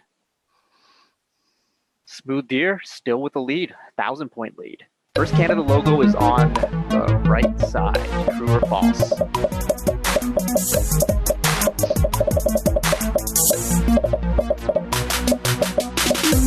Don't want to give it away, folks.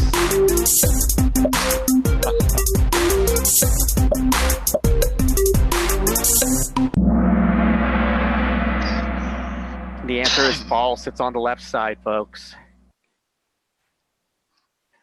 Aiden from the Youth Council ran to his closet to get that answer. In chat, I'm wearing a First Canada hoodie right now and I got this wrong, shaking my head. What is the one thing we will never sell? Fanny packs, yo-yo, socks, sunglasses. Why would you reject any of these?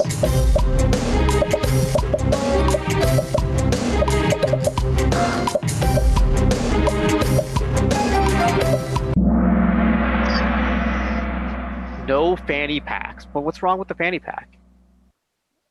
I just have an aversion to fanny packs. It's a personal thing. Well, you don't necessarily wear them around your fanny anymore. Like you can be like Team 5024. They wear them like down their chest. That's cool. Exactly why I'm not doing it, because of Team 5024. Wow. So much shade from the swag master here, Swaggy P. All right, let's see what's next. Tormented me to no end. All right, Charming Horse still in the lead. Paul Keenan makes all the decisions about what to sell. True or false? Well, I hope not, because he's sounding like kind of a dictator at this point. No, he won't let anyone talk about the chip clips, no fanny packs.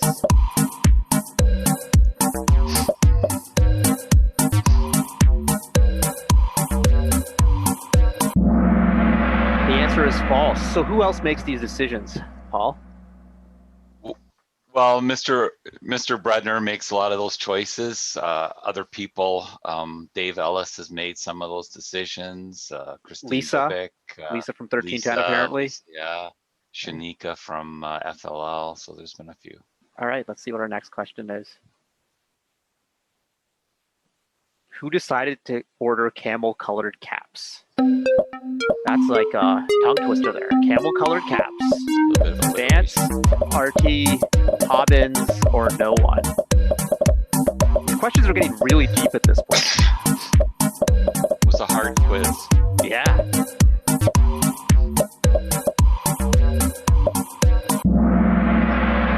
The answer is no. Well, no. That doesn't make sense. Someone must have decided to order. The order didn't just get placed by itself.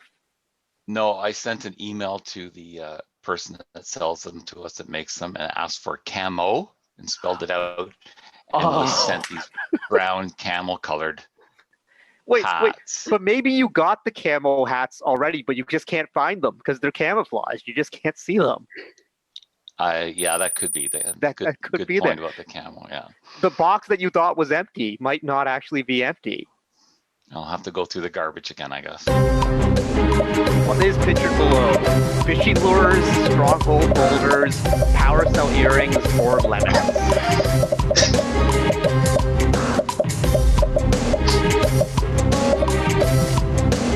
I'm still laughing about the camo hats. That's probably the high point of my joke making career. Power cell earrings. That was a softball. Haha, get it? Softball. Yeah, that was Get it? pretty easy. 'Cause Although they're they were so- 'cause pretty they're soft? solid, unlike Oh, the okay. ball, Right. unlike the real power cells. All right. Let's get to our next question here. What color of hoodie will we never sell? Camo, because you would never find it. That's a good point. I didn't think of that one. Oh?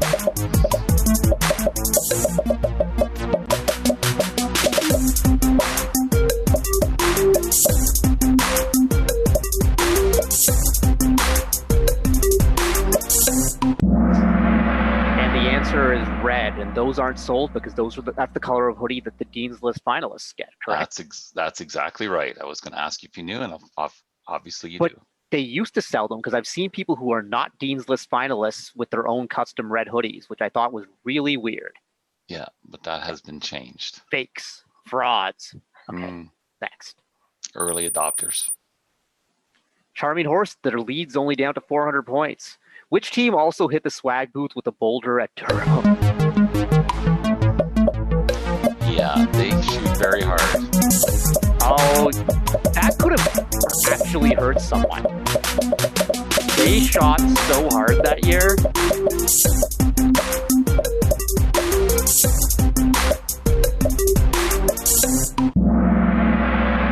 There we go. Team 2013. Their shooter in 2016 just flung the ball.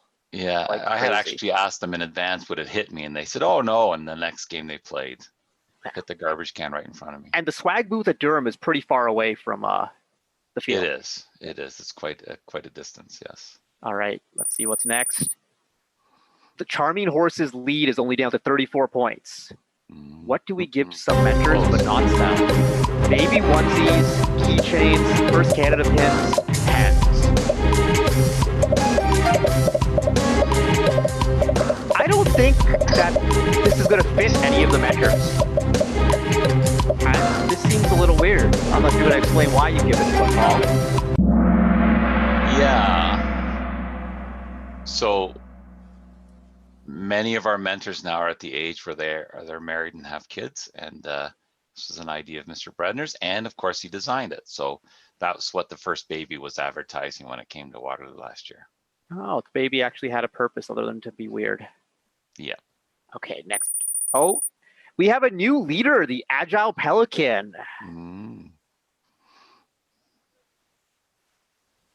What color ball cap is not sold now?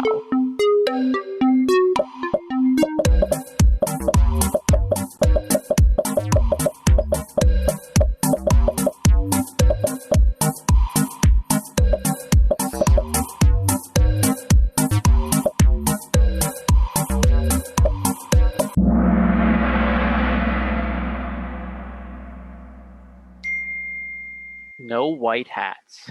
It was sold just one time only at one event, but they were great hats. One time and one time only. They kind of get dirty if you're in the pits wearing them. True. Agile Pelican now with a 1,000-point lead with only 3 questions left. Paul Keenan sells swag at Champs in Houston and Detroit. True or false? That is not Paul Keenan. None of the 3 of them.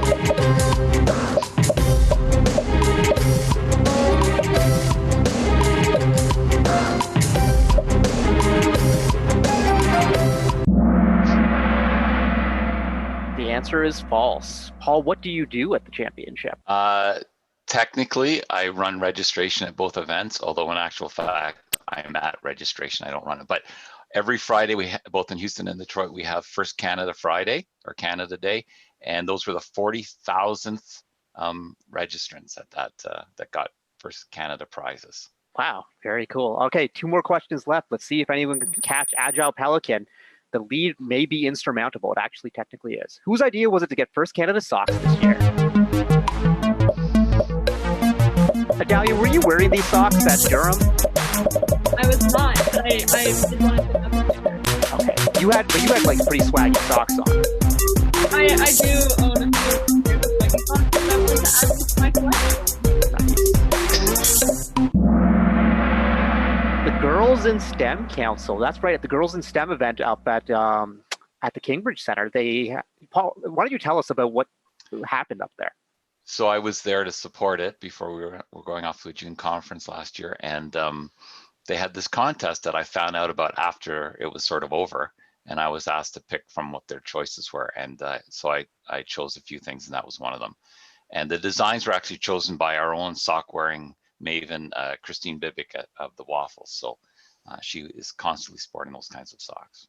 All right, now it's time for our last question. Last chance for people to move up into the top 3. Just remember, if you win, take a screenshot of the final standings in the Kahoot game and send it along with your full name and mailing address to communications@firstroboticscanada.org.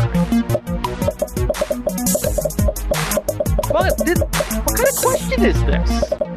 They see it every time they go. They have to be able to get it. What if they're paying by square?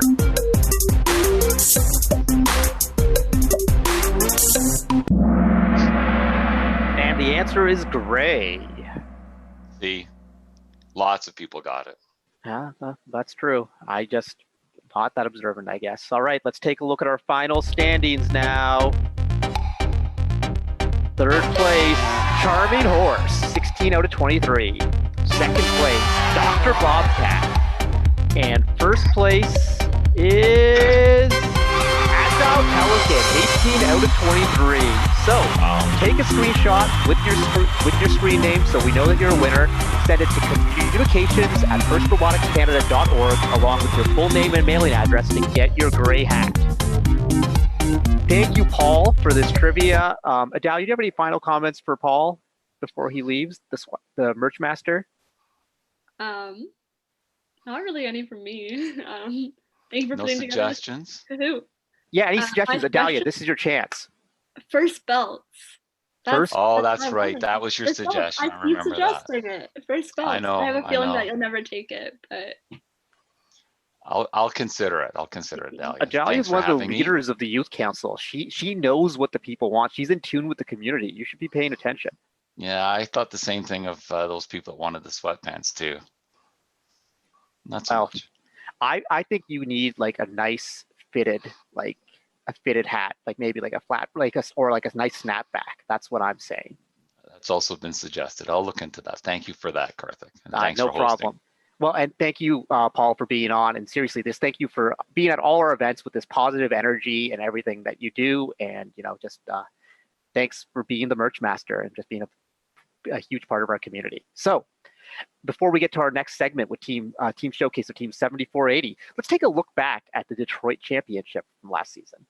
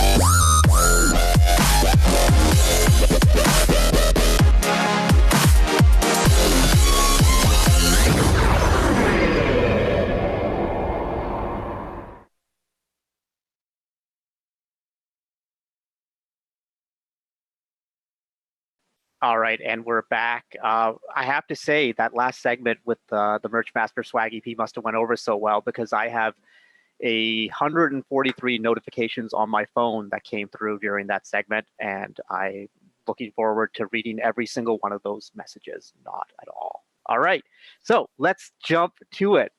Adalia, you ready for our next showcase? I'm looking forward to it. Yeah. All right. We got Team 7480, the Machine Mavericks from Kingston, Ontario.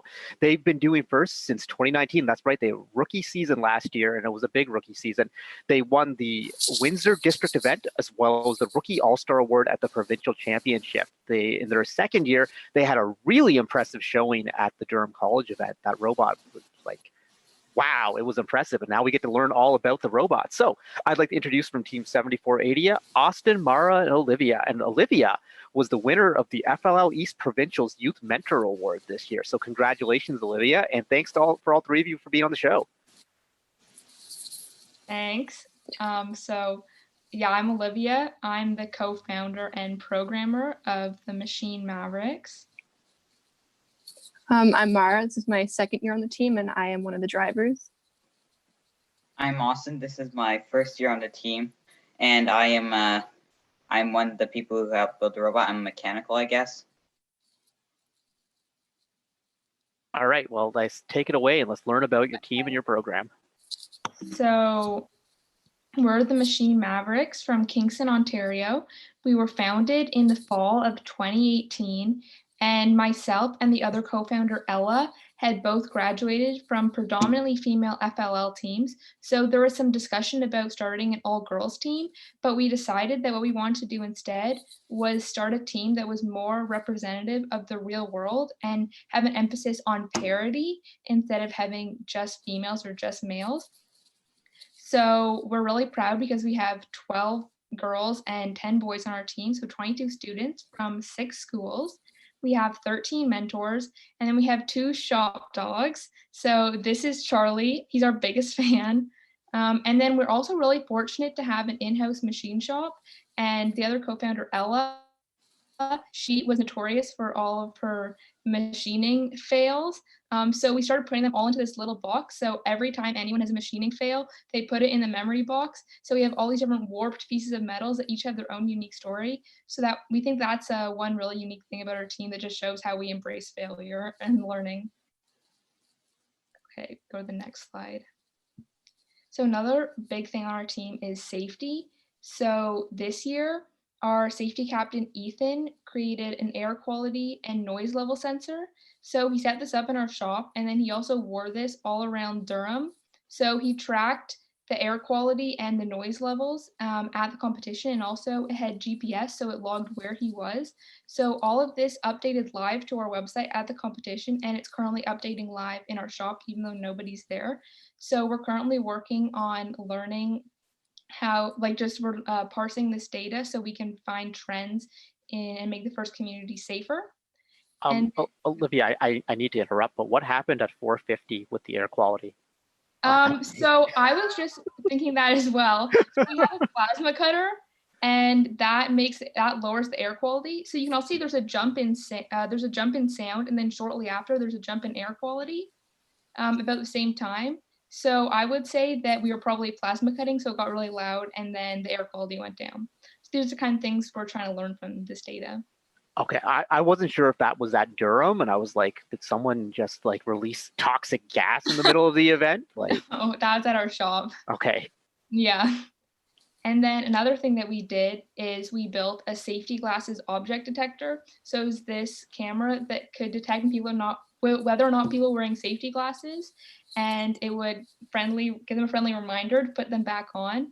And we really like integrating these tech things with safety to make it more fun, and also further our robotics program as well, because all these technologies have applications to FRC as well. And then finally, as I mentioned, we really reward failure on our team. So we have a hazard prevention program where if you see a hazard, you report it, and then our safety captain will give you a raffle ticket. And then we have weekly raffles for people who reported hazards, because if people don't report the hazards, it's very difficult to know what they are. So we found that a lot of people started reporting more hazards, and our shop became a lot safer. Okay, Mara, do you want to take it away to the Yeah. next? Okay, so Kingston only has 2 other robotics teams. There's 2708 Lake Effect Robotics and 4476 Waffles Robotics. And it's a very small community. So we thought it would be great if we could work together and support each other. And we reached out to both of the teams and learned that Lake Effect Robotics was in need of a new workspace. And so we had a room available in the building we operate out of. And they were able to set up there and work out of there and also use our machine shop. Along with them, we also built this year's playing field that we could practice on and test our robots on. And it's been really great having a older team like them working with us and in the same building as us. We've learned a lot, and it's also nice helping them out. The picture on the right there. Mara, like your practice field looks amazing. It's with the full really truss. awesome. Yeah. That is so cool. Yeah. And it's been really awesome just for testing out everything that our robots can do. There's a picture on the right there of us. We kind of had like a party with them kind of at the start of build season, and it was nice to meet all the team members. Another thing we've done is that we reached out to City of Kingston to see if we could use their logo to create these First Robotics Kingston badges, and they approved of it. So we have the Kingston logo there with all the teams in Kingston on the bottom, and we put the badges on our hoodies or t-shirts, and we can wear them at competitions. So it's been really awesome. Next slide, please. So strategy. At the beginning of build season, we made a big list of all these possible ways we could score points or where we could score points from, and then narrowed down which of those we wanted to focus on and thought would be the most valuable for our robots to do, and also which one of those we didn't want to focus on at all. So after going through that, we decided that we wanted to be able to fit under the control panel, go across the berms if necessary, because we thought a lot of other teams may want to go under the control panel too. So we had the option to go back across those berms. And to help with that, we put 6-inch pneumatic wheels on our robot to allow us to do that. We also wanted to score in the upper port from the trench, and we decided to focus on that instead and just get really good at scoring in the upper port. And so when building our robot, we decided not to work on being able to score in the lower ones at all and just perfect that. Another really valuable thing for us to be able to do was climb, just because of the total points it gives you, both overall and ranking points. After attending Durham, we learned that sometimes chasing the balls around the field could take quite a bit of time. So we modified our robot to be able to pick up at the human player station very quickly and well, and then shoot from behind the control panel across the field. So we started to work on that in that time. Next slide, please. So keeping all our strategy in mind, we started a prototype and came up with around 5 main prototype designs. Doing this allowed us all to work on our ideas rather than just, say, shutting them down and working on one specific one. And you could also learn from each prototype and apply them to our final robot design. You can see here we recorded a lot of how they ran in slow motion, so we could really watch and see how they worked and if there were any kind of holes or spots of error, and it's just much easier to spot them when it's in slow motion.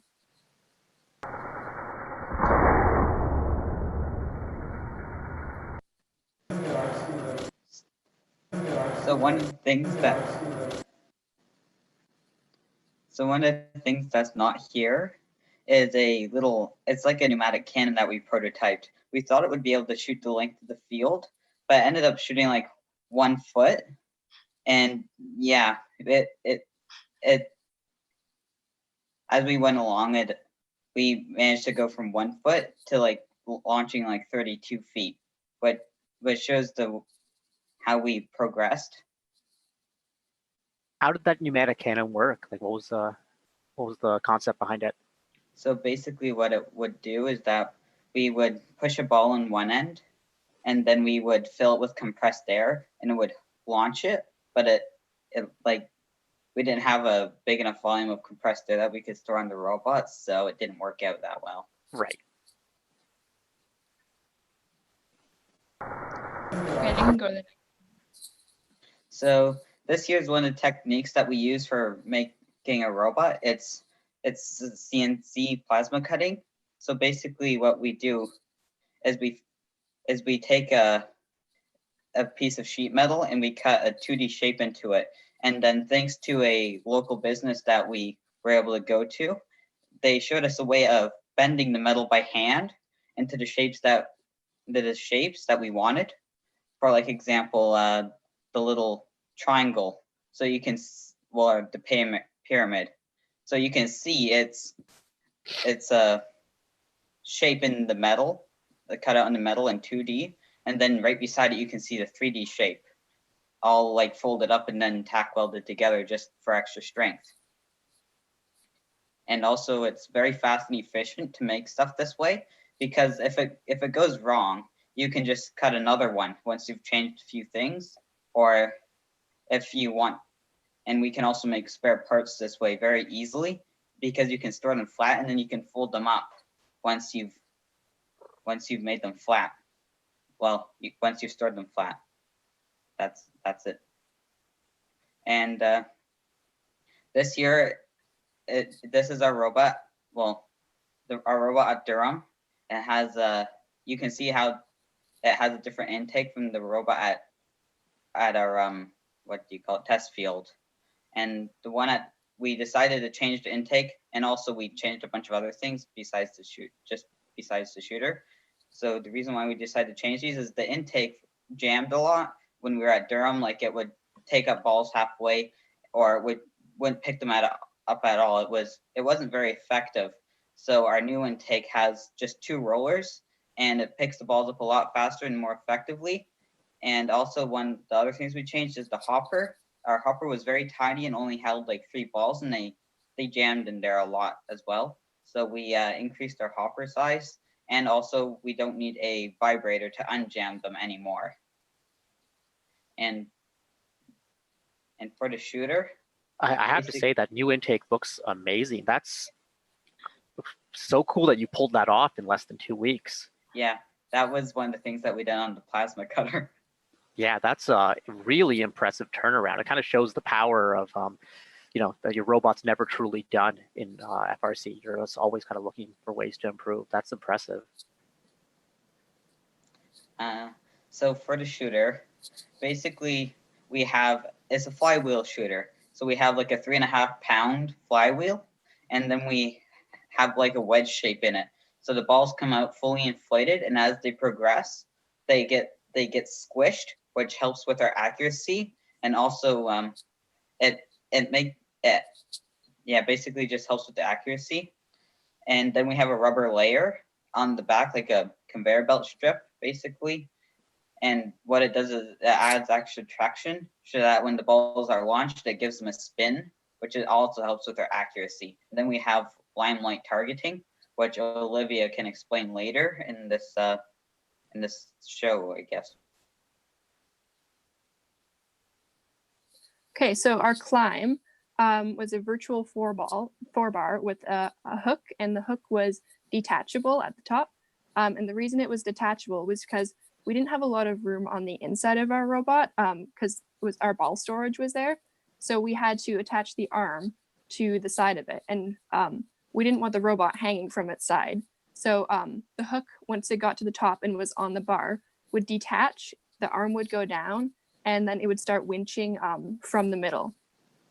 And then we kind of throughout Durham, we're having issues finding like a happy medium between the hook staying on our robot during matches and coming off reliably once it got to the bar. So we had a very high-tech solution and experimented with different kinds of tape to see how well those would hold on. And some of them worked well, sometimes it didn't work so well. So we didn't quite find the perfect method to use. When we got back from Durham, we decided that we wanted to maybe use 2 of the arms, so one on each side of the robot that would join at a hook at the top, and it would hang from that. But unfortunately, we didn't get to test that out. Did you try Velcro instead of tape? Yes, we did. We tried Velcro as well. Any luck? Not a ton. Sometimes the Velcro could be too strong. Sometimes, yeah.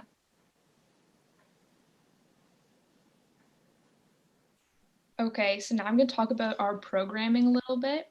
So what we did is we used a lot of trajectory generation and following to make our robot more efficient, faster, and more accurate. So we did this not only during the autonomous period, but also during teleop, and we had this working a lot better for Carleton than we did at Durham.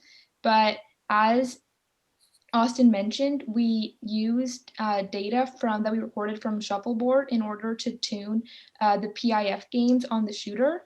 And this allowed us to do the long shot from left of the control panel, as you can see in the video on the right.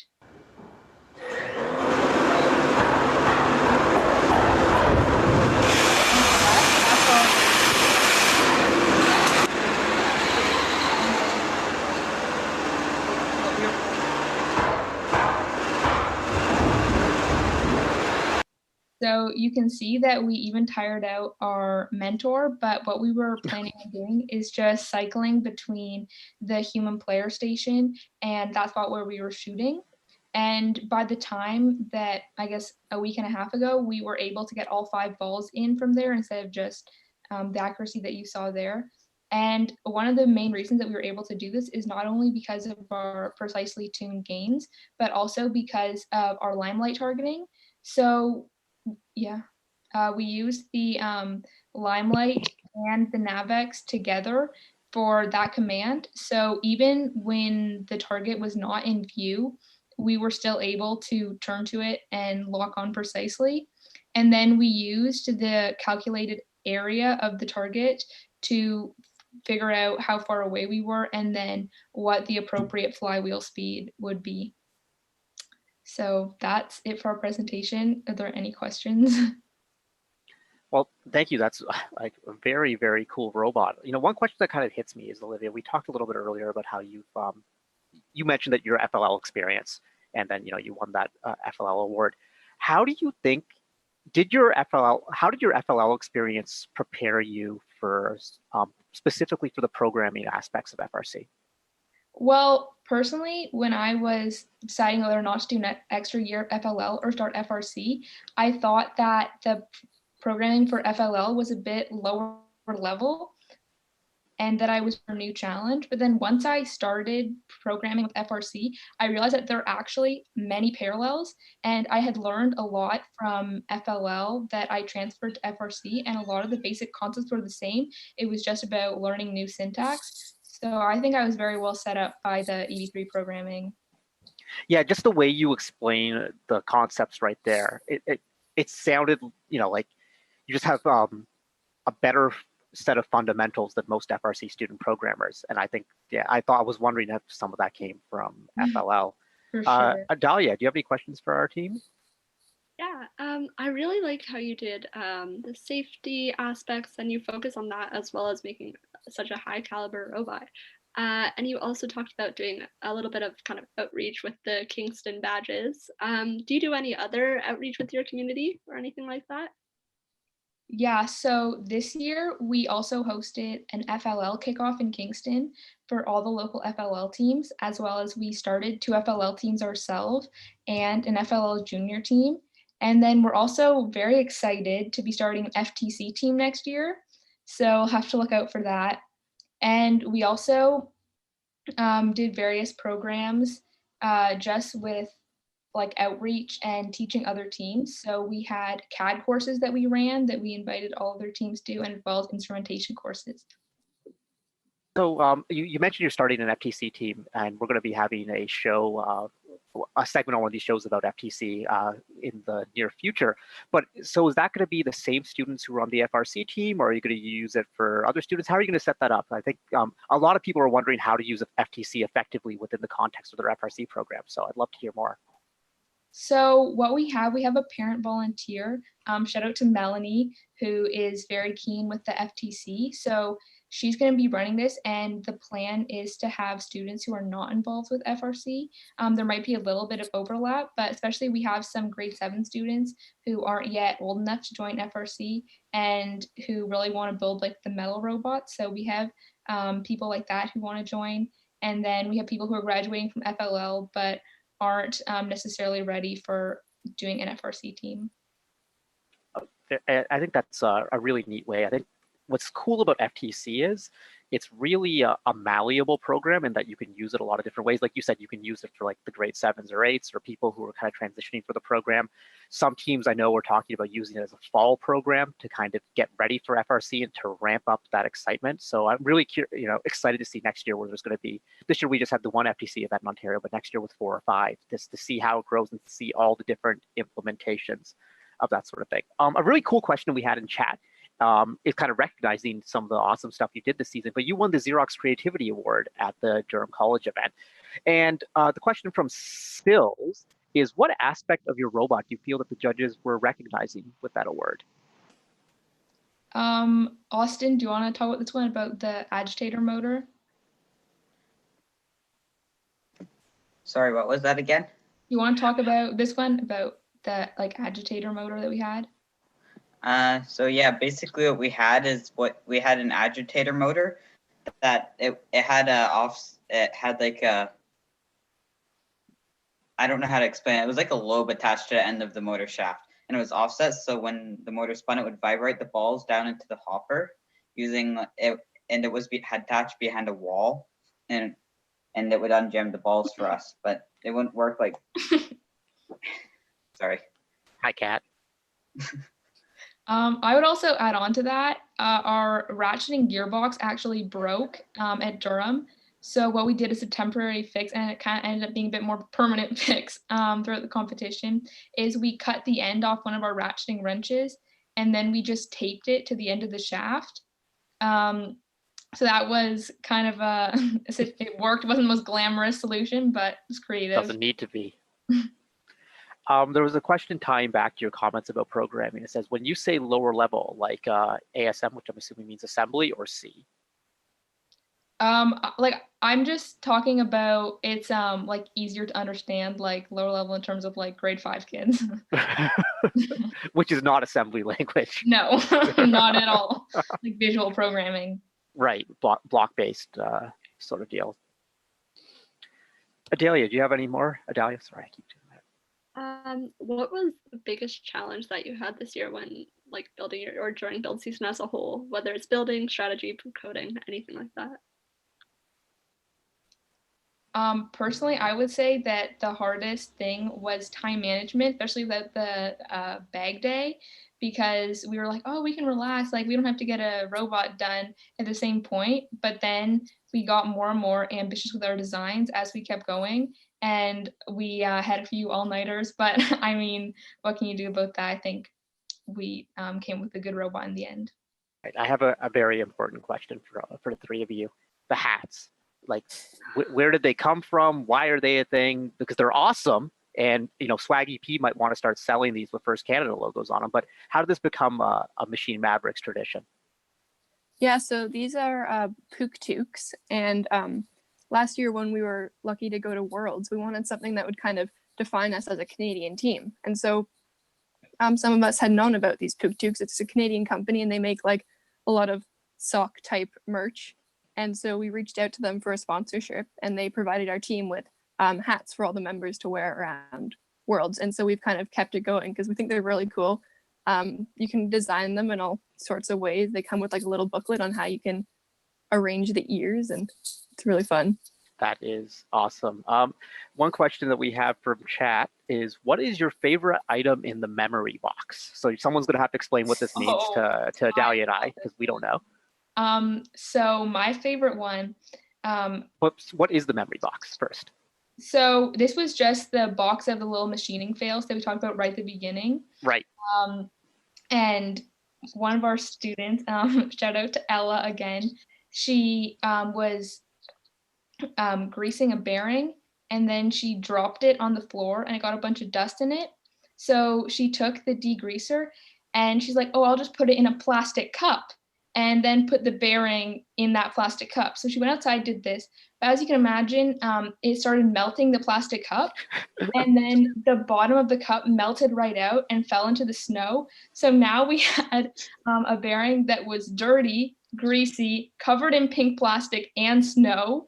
So at that point, we had to a little bit reassess our tactics. But that's one of my favorite things. Wow. Well, thank you so much for sharing these stories. I really am impressed to see the trajectory of your team, especially it seems like you have a lot of younger members, and I think it's really cool. And I'm really excited to see what the future holds for the Machine Mavericks. If I think about the steps you made from last year to this year, and then just seeing your robot from Durham to what you had planned for Carleton, I can't wait to see what 2021, 2022, 2023 brings for the Machine Mavericks, because I think we're seeing the building of a future Canadian powerhouse here. So that's really impressive to see. Thank you so much for being on the show, and thank you to everyone who's been on the show in general tonight. So Adalia, do you have anything to say in closing here? I mean, just reiterating what Karthik said, I think that you guys are an amazing team. And I love to see like the balance between both the supporting other teams, supporting like safety and everything like that, as well as being a really technically strong team. I think that's amazing, especially in your first and second years. Yeah, and as we're closing up today's show, one of the things I wanted to think about, I had some time thinking about this weekend, because we had a great show last week with the Youth Council talking about gracious professionalism in these times. And I was thinking, again, about something that comes up often that's so unique about FIRST, is about how we're constantly trying to rise above each other. And we don't really play a lot of zero-sum games in FIRST. Like a zero-sum game by definition is when, you say that I win, you lose. But in FIRST, that's not really the way we play. And I think that in our society today, a lot of people are only familiar with zero-sum games, win-loss. And just thinking about what's going on in the world today, I just wish that more people could kind of capture that experience, because with what we're dealing right now with the virus, it's something where we all have to come together. And if one person loses, we all lose. And if you're at the grocery store and someone loses their temper on a cashier, and that cashier says, I don't want to work at the grocery store anymore, I don't want to be here anymore, that's one less person we have as part of our supply chain. And realistically, for all of this to work, we all have to work together. And so I'm just kind of reminded when I hear from like the Machine Mavericks about how they invited another Kingston team to their field and they're all working together. It's that sort of community that we all need to bring together. And so I don't know, just wanted to talk about it. It's just another example of how FIRST, the principles we're learning in FIRST are so important, and how it's so important on all of us to take these principles out to get as many people exposed to them as possible. So thank you everyone for being a part of FIRST Canada Live today. It was another fun show. We've got a really good show tomorrow. We're bringing back Aiden as our Youth Council host. Adalia, how do you think Aiden's going to do tomorrow? I think he's going to do great. He did an amazing presentation today. So yeah, Aiden's a lot of fun, so that's going to be good. We've got a program spotlight on FIRST LEGO League Junior Discover Edition, the newest part of the FIRST family. Christine Bebe will be on to talk about that. Team 4946, the Alpha Dogs, with a team showcase. The Youth Council is back for a spotlight on mental health and well-being, which is something that's really important for, everyone. And then we got a very special story time. We have my good friend Parth Patel, also from Team 610, who's going to be telling some of his favorite FIRST stories. So I know those are going to be interesting. I know he's looked up all the data analytics for that, so it'll be really good. Thank you to all our producers, everyone who's been helping us put together the show. Also, special shout out to DJ Nick. If those of you who don't know, the reason that our events typically have the best music and just like the best atmosphere is because we've got DJ Nick setting everything up at all of these. He's the one who did the animations and the intro and the outro songs that we've been playing for FIRST Canada Live. So thank you, Nick, for everything you do. Can't wait to see you again soon, buddy. And reminder to everyone, just please stay as safe as possible, practice your social distancing, and we'll see you tomorrow for FIRST Canada Live. Let's go.